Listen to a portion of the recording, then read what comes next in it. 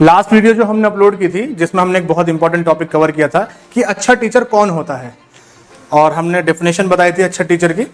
उसको आप लोगों ने बहुत प्यार किया, बहुत अच्छे लगे आप लोगों को।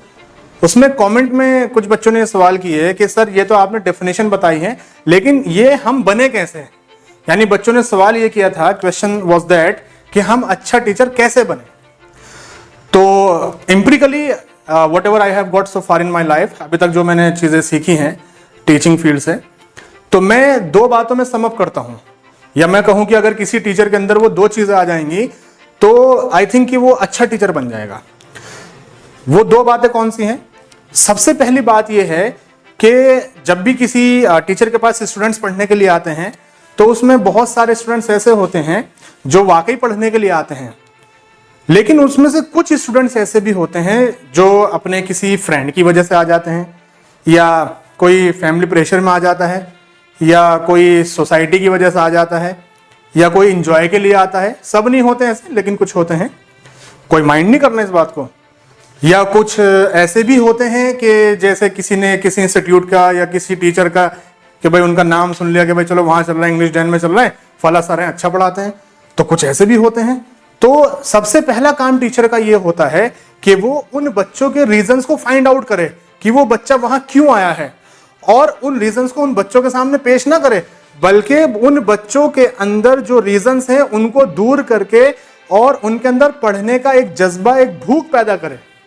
ताकि जिस बच्चे को वहां पर आने का मौका मिला है वो बच्चा अपनी भूख की वजह से या अपने पढ़ने की ललक की वजह से, वो कहता है ना there must be burning desire to study या टू ग्रो मोर, तो उसको वो बर्निंग डिजायर पैदा करनी है टीचर को। ये सबसे पहला काम है कि बच्चों के अंदर पढ़ने की भूख पैदा कर दे।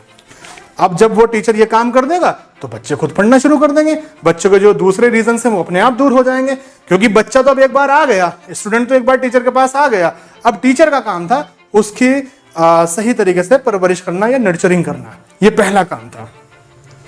दूसरी चीज ये है कि अगर टीचर ने बच्चे के अंदर ये चीजें पैदा कर दी,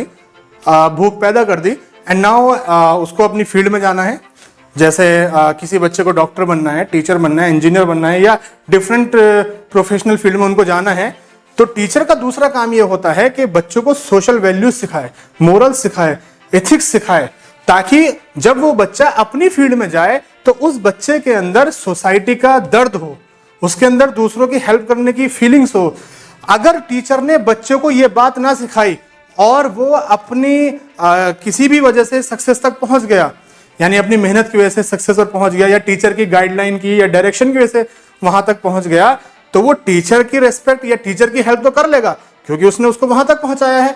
लेकिन सोशल वैल्यू उसके अंदर थी नहीं, तो वो शायद सोसाइटी को उतना फायदा नहीं पहुंचा पाएगा। हालांकि लोग पहुंचाते हैं, लेकिन अगर टीचर ने पहले से ही ये नर्चरिंग या ब्रिंगिंग स्टार्ट कर दी कि उनको सोशल वैल्यू सिखाई और उनके अंदर दूसरों की मदद करने की भावना पैदा की, तो एक ऐसी सोसाइटी तैयार हो जाएगी कि एक टीचर के पास जितने स्टूडेंट्स होंगे और वो कल को जितनी भी फील्ड्स में जाने वाले होंगे, एक बहुत अच्छी सोसाइटी, एक बहुत अच्छा मुआशरा हमारे पास होगा कि जो लोगों की हेल्प कर रहे होंगे। क्योंकि जैसे डॉक्टर एपीजे अब्दुल कलाम साहब ने भी ये बात कही है, teaching is the profession which creates all the profession. सारे प्रोफेशन को टीचिंग फील्ड क्रिएट करती है। तो टीचर का दूसरा काम यह है कि वो बच्चों के अंदर सोशल वैल्यूज पैदा करे, मोरल्स पैदा करे, एथिक्स पैदा करे, और उनके अंदर हेल्प करने की जो फीलिंग्स है वो पैदा करे।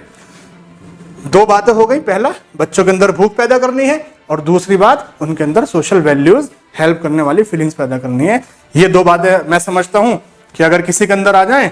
तो वो बहुत अच्छा टीचर बन सकता है।